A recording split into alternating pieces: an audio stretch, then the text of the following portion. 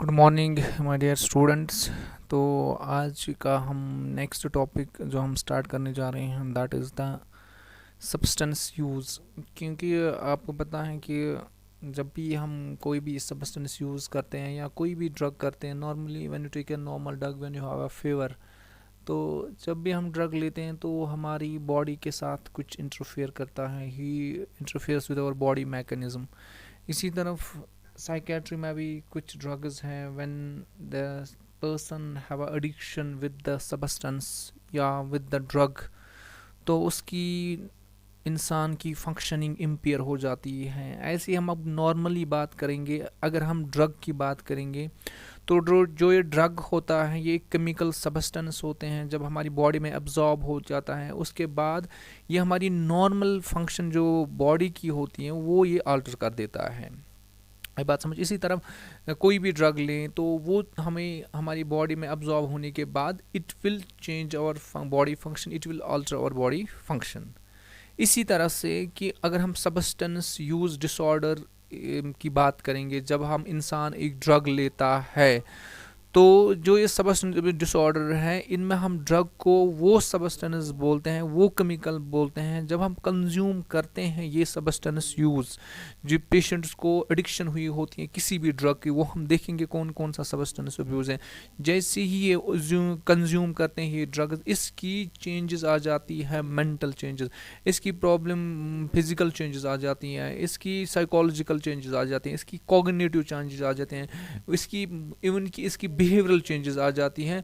और उसके बाद लास्ट में जो ये ड्रग कंटिन्यूसली कंज्यूम करता है it leads to a intoxication, या जिसको हम बोलते हैं इंटॉक्सिकेशन या विड्रॉल्स, इंटॉक्सिकेशन जिसको हम बोलते हैं। उसके बाद इस इंडिया में कुछ ड्रग्स हैं जिनको लीगल किया गया है। फॉर एग्जांपल अल्कोहल बेवरेजेस या nicotine tobacco, they are legal and they are called as licit drugs, या दूसरा हम नाम बोलते हैं लीगल ड्रग्स। तो उसके बाद जो भी सब्सटेंस इलीगल होते हैं, जो इंडिया में इलीगल उनको हम बोलते हैं इलिसिट ड्रग्स, या इनको हम बोलते हैं इलीगल ड्रग्स। इससे पहले मैं एक बात बोलूँगा, क्योंकि जब हम पहले जब टर्म यूज़ करते थे ड्रग, तो ड्रग को रिप्लेस किया जाए now days with substance use. क्योंकि जब हम ये ड्रग यूज़ वर्ड करते हैं तो it is like awkward word लगता है, इसलिए इसको रिमूव किया गया। क्योंकि इस पेशेंट्स फिर ट्रीटमेंट के लिए नहीं आते थे जब इनको बोलते थे ये ड्रग लेते हैं।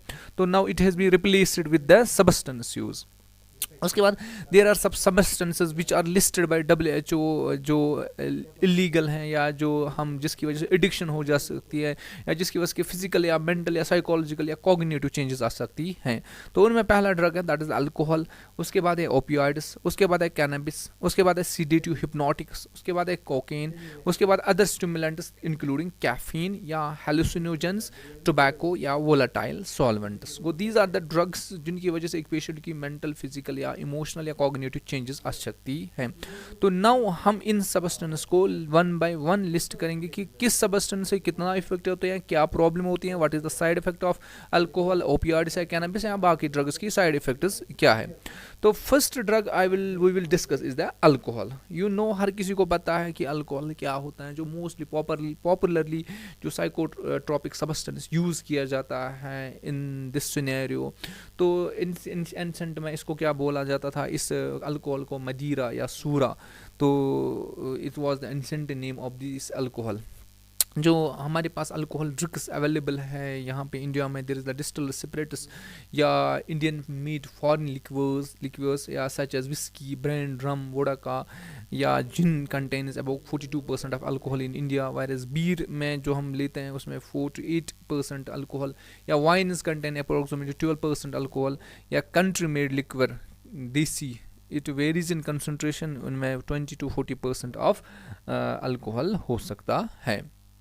तो अगर हम एक स्टैंडर्ड ड्रिंक की बात करेंगे, हाफ आ बोतल of standard beer, one drink is equal to half a बोतल of standard beer, half a बोतल of strong beer, one pack is equal to 30 ml spirits, या half packet of arrack that is country liquor, या one drink standard drink is equal to one गिलास of table wine is equal to one standard drink, या half a बोतल of standard beer is equal to one standard drink, या 1/4 of the bottle of strong beer is equal to 1 standard drink, या 1 peg या 30 spirits, though this is the 1 standard drink consists of.